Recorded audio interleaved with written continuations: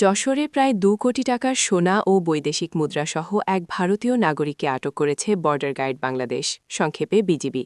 বুধবার ২২ এপ্রিল ভোরে যশোর নড়াইল মহাসড়কের তারাগঞ্জ এলাকায় অভিযান চালিয়ে তাকে আটক করা হয়। আটক ব্যক্তির নাম ওয়াজেদ আলী আমিন আহমেদ, বয়স ৩১ বছর। তিনি ভারতের মুম্বাইয়ের ভিওয়ান্ডি থানে শহরের বাসিন্দা। বিজিবি জানায়, গোপন সংবাদের ভিত্তিতে যশোর ব্যাটালিয়ন ৪৯ বিজিবির একটি বিশেষ আভিযানিক দল একটি যাত্রীবাহী বাসে তল্লাশি চালায়। এ সময় ওই ব্যক্তির কাছ থেকে ৯০০ গ্রাম গোল্ড পেস্ট উদ্ধার করা হয়। এছাড়াও তার কাছে পাওয়া যায় সংযুক্ত আরব আমিরাতের দিরহাম, আজারবাইজানের মানাত, ভারতীয় রুপি এবং বাংলাদেশি টাকাসহ বিভিন্ন দেশের বৈদেশিক মুদ্রা। ৪৯ বিজিবির অধিনায়ক লেফটেন্যান্ট কর্নেল গোলাম মোহাম্মদ সাইফুল আলম খান জানান, উদ্ধারকৃত gold paste Bangladesh jewellers association দ্বারা পরীক্ষা করে খাঁটি সোনা হিসেবে নিশ্চিত করা হয়েছে। জব্দকৃত স্বর্ণ ও বৈদেশিক মুদ্রার মোট বাজার মূল্য প্রায় ১,৯৩,৪২,০০০ টাকা।